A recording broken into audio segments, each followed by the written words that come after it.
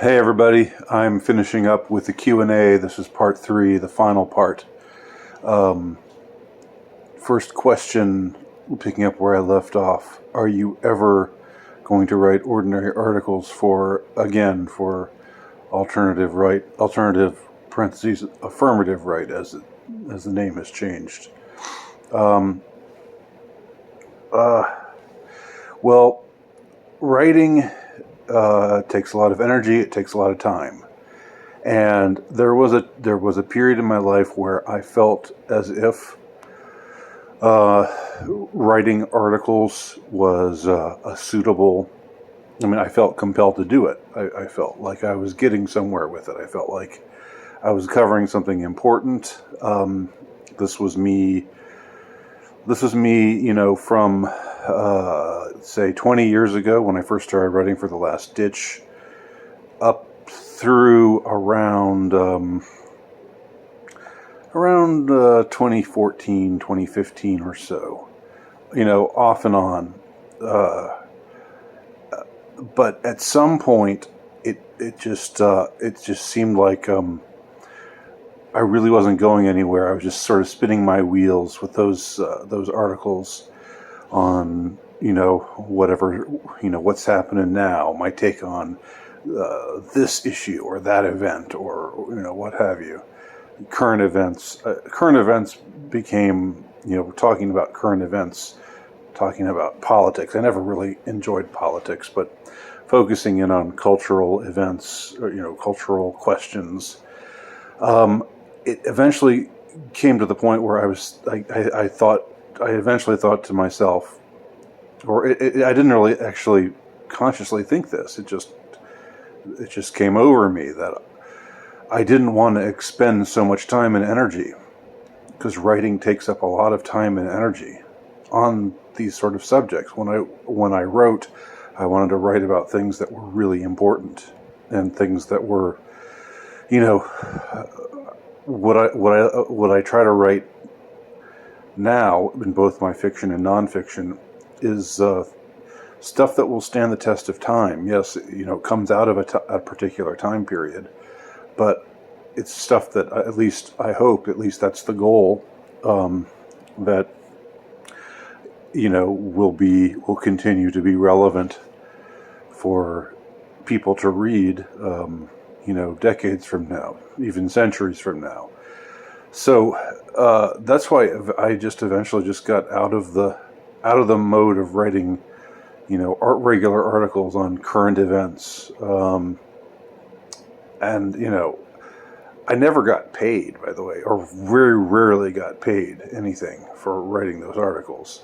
So it was all a labor of love. No, I'm not saying I don't have a mercantilist attitude towards my writing, or a mercenary attitude towards my writing, but I just, it would be a different question if somebody hired me and said, write articles for us and we'll pay you X amount of money.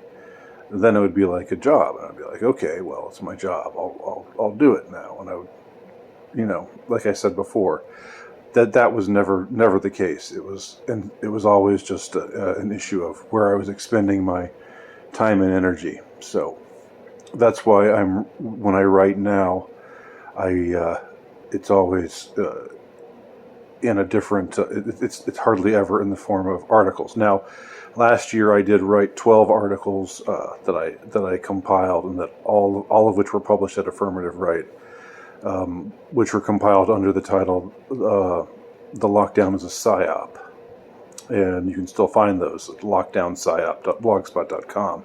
And they were all published at Affirmative Right, and that was a time when I did feel compelled by current events to write actual articles. Maybe something else will bring that out in me, but don't know. Okay, good question though. Asking for a friend: was there a time in your life when hair loss hit you hard and you struggled to accept it?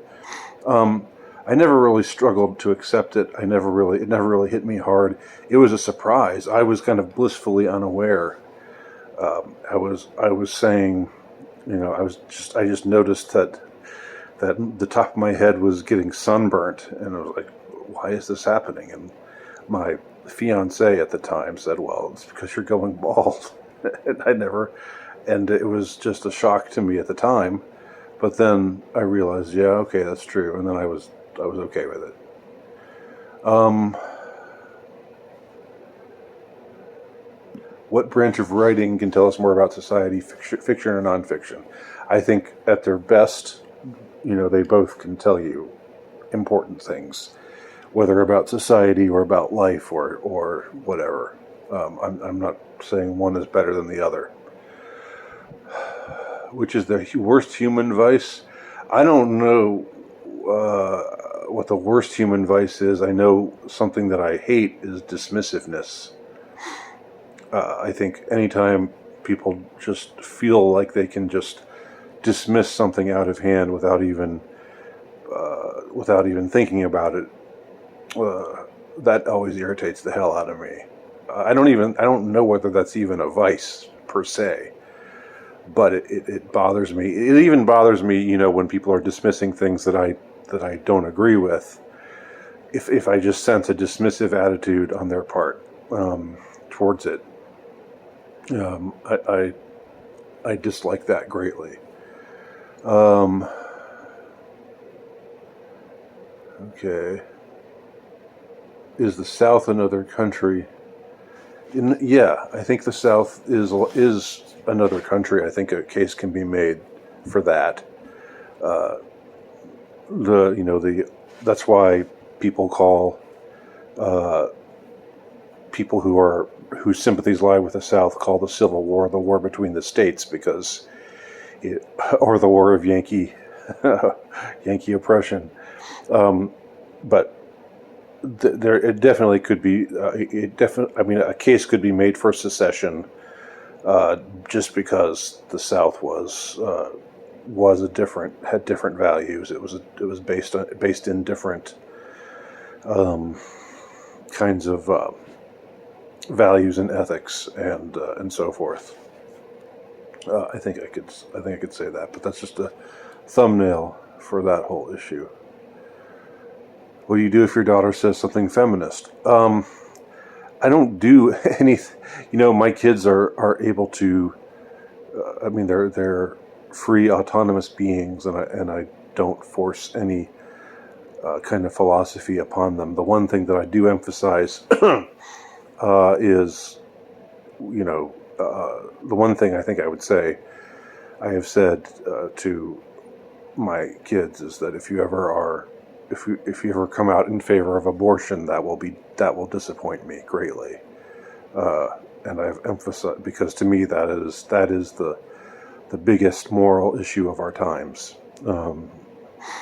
But other than that, they have to feel their way along and make up their own minds. And I don't think I'm not that controlling about what they think or feel. But I do. I will challenge them if they say something that I believe to be, incorrect. My son, he's not as really politically engaged, but he always, like I alluded to in that video of when we were dining out, when we were in the car, he knows what gets under my skin, and he always likes to tease me about it. Things like he talks about the global pandemic and how terrible it is, and how we should all wear masks all the time. And he just says that to get my goat. I know that he's doing it for that reason.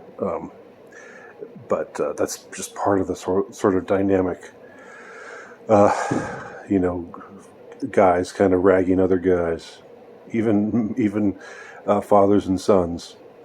Are you fully disabused of the yearning for female affection? I'm getting there. Given that the agenda is global order, is it global order? I think the agenda is global tyranny. Given that the agenda is global order, why is there such a focus on undermining the West? I think it's because the West is the origin of the notion of human freedom. It's where it derives, the origin of the notion of liberty, the origin of, for all of the civilizations of the East and all of their accomplishments and all of the good things that could be said about them, there was never really any. I mean, they're all.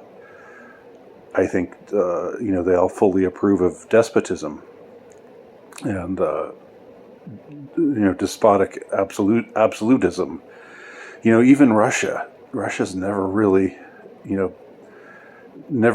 had and Russia's a white country, right? But it never really had a period of time where they where liberty was valued. They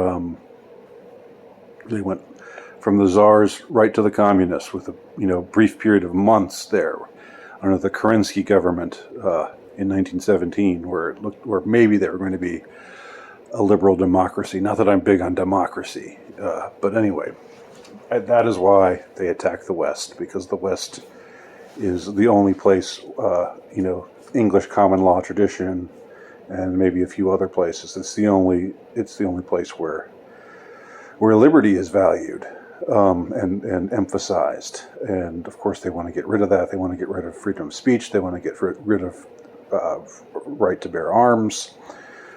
They want to get rid of the freedom to publicly assemble. And so, of course, they're going to go after the West. Of course they are. Who painted the cover art for Under the Nile? That would be Matt Lawrence, very talented artist.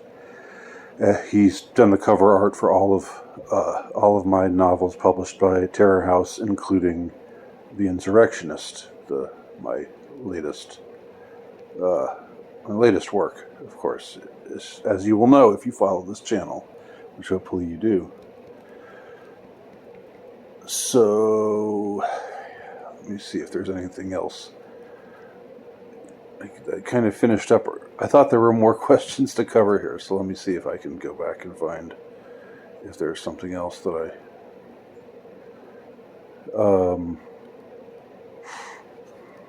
I maybe want to talk about a little bit more.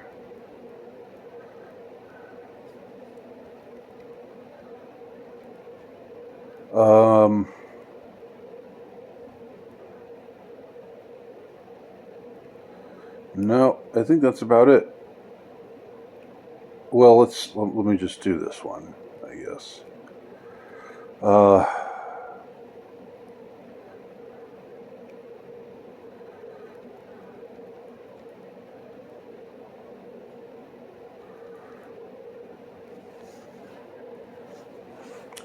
Will you astutely scrutinize the lyrics of Murray Head's One Night in Bangkok and After the Fire's Der Kommissar?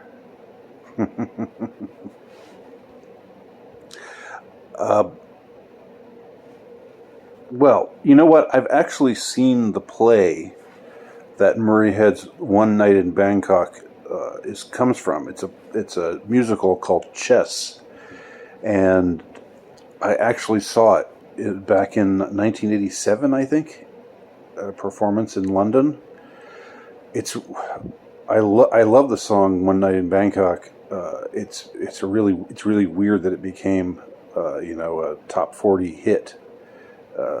It's not really it's because I don't know, it just doesn't have the makings of what you would think of as a hit, but it somehow got in there. I really like the feel, the vibe of the song and everything. And After the Fire's Der Kommissar. Well, After the Fire is an interesting case. I'll just wrap up on this with this story. After the Fire was a Christian band, as I understand it, and they named themselves after a line in First Kings, where the God didn't speak in this way or in that way, but after the fire he spoke in a still small voice. It's pretty cool. But I don't know anything about them other than their version of Der Kommissar, which of course was by Falco first. And their translation of Falco's lyrics are pretty interesting. You know, she was young and her heart was pure, but every night is bright she got. She says sugar sweet, she's rapping to the beat, and I knew that she was hot. I mean, what can I say about those lyrics? Don't turn around, uh-oh, the commissar's in town, uh-oh. She looks at you and you'll know why. The more you live, the faster you will die. I don't think they really were thinking when they wrote these lyrics down. The more you live, the faster you will die. So should you live more? Because you would want to die fast, right? Instead of having to die a slow, agonizing death. So, thanks everybody for your questions. If I didn't answer yours, don't take it personally. It just means I didn't care to answer it either because it was not. I didn't think I had anything interesting to say about it, or because I just didn't want to. Thanks again. We'll do this some other time. See y'all soon.